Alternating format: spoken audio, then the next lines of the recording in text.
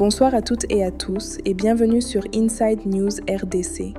Nous sommes le vendredi 21 novembre 2025.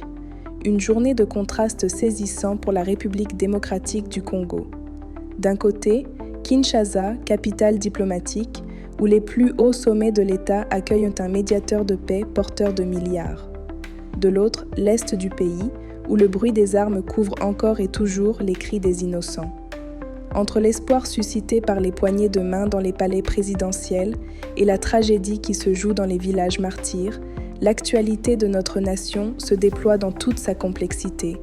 Je suis Ilunga et voici Inside News RDC. À la une ce soir, visite historique à Kinshasa. L'émir du Qatar est en RDC. Sur la table des discussions, un double message de paix pour l'Est et des promesses d'investissements colossaux pour l'économie nationale. L'horreur sans fin au Nord Kivu. La MONUSCO condamne fermement le massacre de 89 civils par les rebelles ADF à Lubero. Face à ce drame, la société civile dénonce le silence et l'indifférence des autorités. Le rêve du mondial 2026, plus proche que jamais. Les Léopards connaissent leur ultime adversaire sur la route de la qualification pour la Coupe du Monde. La ferveur monte à travers tout le pays. Restez avec nous pour découvrir les détails de ces actualités qui façonnent l'avenir de la République. L'activité diplomatique a été particulièrement intense cette semaine, de Washington à Kinshasa. Des rencontres au sommet et des accords cruciaux qui dessinent les contours de l'avenir du processus de paix dans la région des Grands Lacs, tout en cherchant à repositionner la République démocratique du Congo comme une puissance économique incontournable sur le continent. C'est l'événement diplomatique majeur de cette fin de semaine. L'émir du Qatar, Sheikh Tamim bin Hamad Al Thani, est arrivé ce vendredi matin à Kinshasa pour une visite officielle qualifiée d'historique. Accueilli au pied de l'avion par le président Félix Tshisekedi, le souverain qatari porte un double agenda. D'abord, le volet paix. Cette visite s'inscrit dans le rôle clé de médiateur que joue le Qatar dans le processus de Doha, qui vise à trouver une issue négociée à la crise avec l'Alliance Fleuve Congo Mouvement du 23 mars, AFC M23. Le séjour de l'émir à Kinshasa, qui fait suite à une rencontre avec le président rwandais Paul Kagame, a pour but de donner une impulsion politique à ce processus, dont la mise en œuvre du cessez-le-feu sur le terrain peine encore à se matérialiser. Ensuite, le volet économique. Le Qatar affiche des ambitions d'investissement massives en RDC. Le ministre de l'économie, Daniel Mukoko Samba, a publiquement invité le pays du Golfe à investir dans le secteur minier congolais et à privilégier des projets structurants favorisant l'intégration régionale. Cette visite pourrait donner l'impulsion décisive à la concrétisation d'un portefeuille d'investissement de 21 milliards de dollars, envisagé avec la société qatari Al Mansour Holding. Simultanément, de l'autre côté de l'Atlantique, des avancées se sont confirmées. La 4e réunion du mécanisme conjoint de coordination en matière de sécurité s'est tenue à Washington les 19 et 20 novembre. L'objectif principal, accélérer l'application du plan harmonisé pour la neutralisation des FDLR et le désengagement des forces. Les deux pays ont fait le point sur les progrès de la première phase, notamment en matière de partage de renseignements et de campagnes de sensibilisation pour encourager les combattants à déposer les armes. Kinshasa et Kigali ont réaffirmé leur engagement à poursuivre ce processus, tout en soulignant la nécessité d'assurer une parfaite cohérence entre les initiatives de Washington et celles de Doha. Sur le front judiciaire, un développement notable dans le procès de l'ancien chef rebelle Roger Lumbala, jugé à Paris pour complicité de crimes contre l'humanité. Depuis sa cellule, où il a entamé une grève de la faim, il demande au vice-premier ministre, ministre des Transports, Jean-Pierre Bamba, de témoigner par visioconférence. Selon M. Lumbala, ce témoignage permettrait de le disculper, affirmant n'avoir été qu'un simple signataire d'un accord dont il n'avait pas négocié les termes. Mais tandis que les couloirs de la diplomatie et de la justice s'animent, sur le terrain, la violence ne connaît malheureusement pas de trêve. Malgré les efforts diplomatiques, la situation sécuritaire dans l'est du pays demeure extrêmement précaire.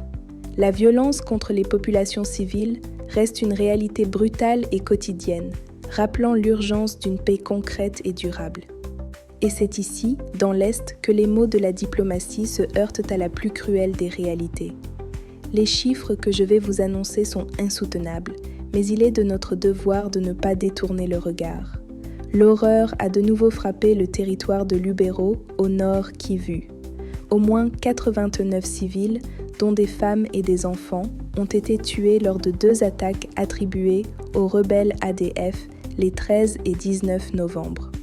Les assaillants ont frappé dans plusieurs localités, notamment à Byambwe, dans le secteur de Baper et la chefferie de Baswaga.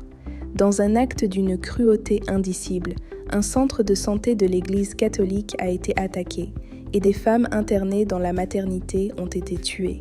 Face à cette horreur, la mission onusienne a fermement condamné ces actes. Son chef par intérim, Bruno Le Marquis, a rappelé que de telles violences peuvent constituer des crimes de guerre. Un cri d'alarme auquel fait écho celui de la société civile qui, par la voix de Christian Calamo, fustige l'indifférence des autorités. Il pose cette question poignante. Est-ce que la vie de nos frères et sœurs tués dans le Grand Nord ne dit rien ? Avant d'appeler le gouvernement à décréter un deuil national en mémoire des victimes, le Sud Kivu n'est pas épargné. Dans la nuit du 20 au 21 novembre, de violents affrontements ont opposé les rebelles de l'AFC M23 aux combattants Wazalendo dans le territoire de Walungu. Au cours des combats, des obus ont touché et partiellement détruit l'école primaire Walungu 2 et Powa. Une accalmie précaire était observée ce vendredi matin. Face à ce contexte sécuritaire dégradé, l'État cherche à renforcer ses institutions. À Kananga, 135 nouveaux magistrats militaires ont prêté serment. Cette cérémonie, présidée par le vice-premier ministre de la Défense, Guy Kabombo Mouandiamvita, vise à renforcer la justice au sein des FARDC. Le ministre a exhorté les nouveaux officiers à faire preuve d'une loyauté, d'une fidélité et d'une impartialité sans faille dans l'exercice de leurs fonctions. Alors que l'État renforce ses bras militaires et judiciaires pour faire face à la violence, une autre bataille se joue sur le front économique. Une lutte pour les partenariats, l'innovation et le contrôle des ressources mêmes qui alimentent souvent ces conflits. La RDC multiplie les efforts pour diversifier ses partenariats économiques et développer des secteurs clés comme le numérique. Cependant, des défis structurels majeurs, tels que l'exploitation illégale de ces vastes ressources naturelles, continuent de freiner son plein potentiel. La coopération Sud-Sud est à l'honneur. Le Forum d'affaires Tunisie-RDC, qui s'est tenu ce 20 novembre à Kinshasa, a abouti à une décision commune d'accroître les échanges et les investissements, notamment dans les secteurs porteurs de l'agro-industrie et de la technologie. Parallèlement, la Chambre de commerce et d'industrie maroco-congolaise a dévoilé son plan d'action pour 2026, avec pour ambition de créer un cadre d'affaires plus structuré et dynamique entre Rabat et Kinshasa. L'avenir économique passe aussi par le numérique. Vodacom Congo a présenté les résultats de son partenariat public-privé visant à former la jeunesse congolaise. Selon la directrice générale adjointe Pamela Ilunga, plus de 9000 jeunes ont déjà été formés au métier du numérique grâce à un investissement de plus d'1 million de dollars. Ce projet s'aligne parfaitement avec la stratégie numérique nationale adoptée par le gouvernement. Le revers de la médaille reste l'exploitation anarchique des ressources. Une étude menée par 2 ONG dans la province de la Tshopo révèle que 7 entreprises minières y opèrent sans aucun permis d'exploitation. Le rapport pointe du doigt l'implication d'acteurs étrangers, une faible application des lois fiscales et une fraude généralisée. Face à ce constat, le coordonnateur de l'étude, Simplice Kapipa, appelle à un renforcement urgent du contrôle parlementaire. Ces grands enjeux économiques se heurtent parfois aux réalités sociales vécues au quotidien par les Congolais. La société congolaise navigue entre des défis humanitaires urgents, des problèmes de gestion urbaine exaspérants et des initiatives porteuses d'espoir pour l'avenir de sa jeunesse et de son environnement. À l'occasion de la Journée internationale de l'enfance, le bureau Genre, Famille et Enfants de Beni a tiré la sonnette d'alarme. L'insécurité persistante dans la région menace gravement les droits les plus fondamentaux des enfants. Ils sont victimes de viols, d'exploitation économique, de malnutrition, de déscolarisation massive et de recrutement forcé par les groupes armés. Dans la province éducationnelle du Kasaï 2, les écoles sont à l'arrêt. Les enseignants ont déclenché une grève sèche le 19 novembre pour réclamer le paiement de 3 mois d'arriérés de salaire. Le syndicat FENECO a lancé un appel pressant au gouvernement central pour débloquer la situation et permettre aux élèves de retrouver le chemin des salles de classe. La capitale vit au rythme de ses paradoxes. D'un côté, le chaos urbain. Les Kinois subissent les conséquences d'une gestion défaillante. On observe une affluence monstre dans les centres de contrôle technique suite au renforcement des contrôles policiers, créant des heures d'attente interminables. En plein cœur de la Gombe, l'indignation est à son comble face à un immense nid de poules transformé en véritable lac au croisement des avenues Colonel Ebeya et du Marché, juste en face de DHL et de Robank, à proximité immédiate de l'hôtel de ville, paralysant la circulation. De l'autre, des projets d'avenir. En réponse, la ville lance le plan Assainir Kinshasa, PASKI. Doté d'un budget de 150 millions de dollars sur 3 ans, ce projet ambitieux mise sur l'économie circulaire et un modèle décentralisé pour rendre enfin la capitale propre et durable. L'avenir de la jeunesse reste une priorité au plus haut sommet de l'État. Le président Félix Tshisekedi a effectué une visite surprise à la table ronde sur l'emploi des jeunes, insistant sur la nécessité d'aboutir à des mesures concrètes et applicables rapidement.